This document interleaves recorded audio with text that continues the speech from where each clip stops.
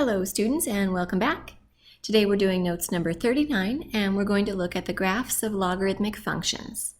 So I'm going to remind you of something we did a couple days ago. So we started with an exponential function and then we looked at the inverse of the exponential function, which today we can just call the logarithmic function.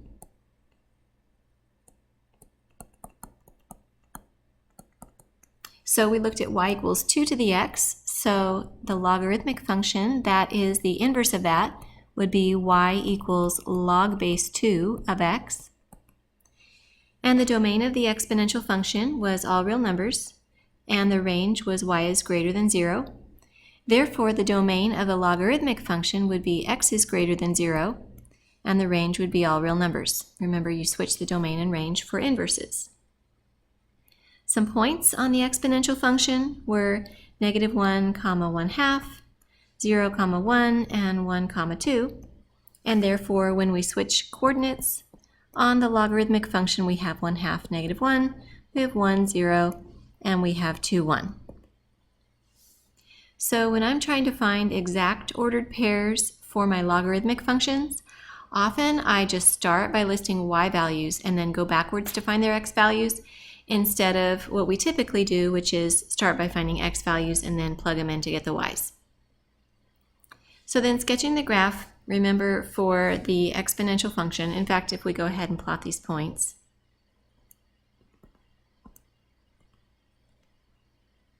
we have -1, 1/2, 0, 1, 1, 2, exponential growth, and then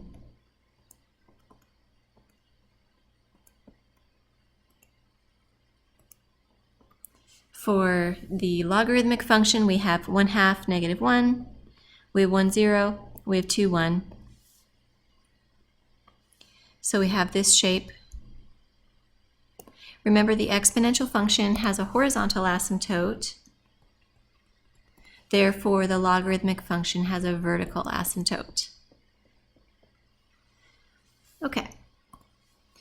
So remember, we also defined the logarithmic function y equals log base b of x in terms of the exponential function that it's equivalent to. So y equals log base b of x if and only if x equals b to the y. Remember, the base has to be greater than 0, not equal to 1, and x has to be greater than 0. So let's look at two types of logarithmic graphs: those that have a base greater than 1 and those that have a base between 0 and 1. So just like the one we looked at in the beginning of the lesson, which had a base of 2, if the base is greater than 1, you're always going to see logarithmic growth. So you can expect to see this shape. The domain is going to be x is greater than 0. The range is going to be all real numbers. The x-intercept is going to be the point 1, 0. And the asymptote is going to be the vertical line, x equals 0. So unless you have transformations, if we're just looking at this basic parent function of a logarithmic growth graph, you're going to see these characteristics. Now suppose we have instead a base that is between 0 and 1. In this case, we're going to see logarithmic decay. So if you want to find that from scratch, what you do is you start with an exponential decay function. You picture your line y equals x, and then you find its reflection across the line y equals x, and you get something like this.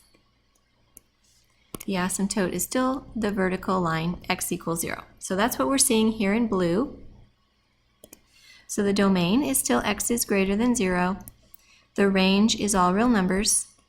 The x-intercept is 1, 0, and the asymptote is x equals 0. So these are the two different logarithmic basic functions. One is growth, one is decay. You don't necessarily have to memorize what they look like, because you can always start with your exponential graph and then you can find its reflection across y equals x. So of course, once we find what a basic graph looks like, we can always then use transformations to figure out a more complicated logarithmic graph. So we're going to graph y equals log base 5 of x plus 1 minus 3 without the use of a calculator.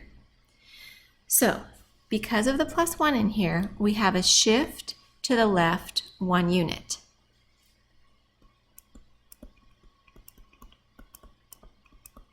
And because of the minus 3 out here, we have a shift down 3 units. So let's start with the parent function, which would be y equals log base 5 of x, and let's find some exact points. And as I mentioned earlier, what I like to do is I like to start with my y values and work backwards to find the x values. So if I have negative 1 equals log base 5 of x, 5 to the negative first power is what? 1/5. If I have 0 equals log base 5 of x, 5 to the 0 power is what? 1. And if I have 1 equals log base 5 of x, 5 to the 1 power, 5 to the first power is what? 5. So we have a few ordered pairs to plot. We know the general shape is logarithmic growth. Okay. Now, what I'm going to do, I could graph that first, but instead this time I'm just going to transform the points and graph the final curve. So if I have to shift the points all left 1, I'm going to subtract 1 from the x-coordinates. So my new x-coordinates are going to be negative 4/5, 0, and 4. And if I have to shift the whole graph down 3, I'm going to subtract 3 from all the y-coordinates. So the new y-coordinates are going to be negative 4, negative 3, and negative 2. Now, because we're shifting the whole graph to the left 1, we're also shifting the asymptote to the left 1. So let's draw that in first.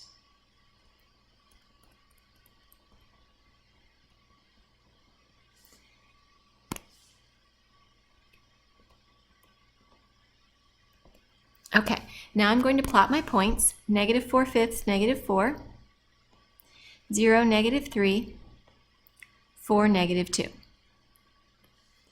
And then we can go ahead and make our logarithmic growth shape. Keep in mind that eventually it is going to cross the x-axis because you don't have a horizontal asymptote. It does keep getting bigger. The y values do keep increasing. It's just happening at a very slow rate. All right, short video today, goody goody. So I'm having you do some graphs by hand, and then I also think it would be great for you to look at these word problems so you can see some of the real-world applications of logarithms. There's one about the length of an alligator, there's one about the magnitude of an earthquake, and there's one about modeling the number of fish in a pool or a lake. And when you graph those, go ahead and graph those on the calculator. So you just have to think about what makes for good window dimensions for each of these problems. So that's where the real problem solving comes in, I would say. Thanks, everybody.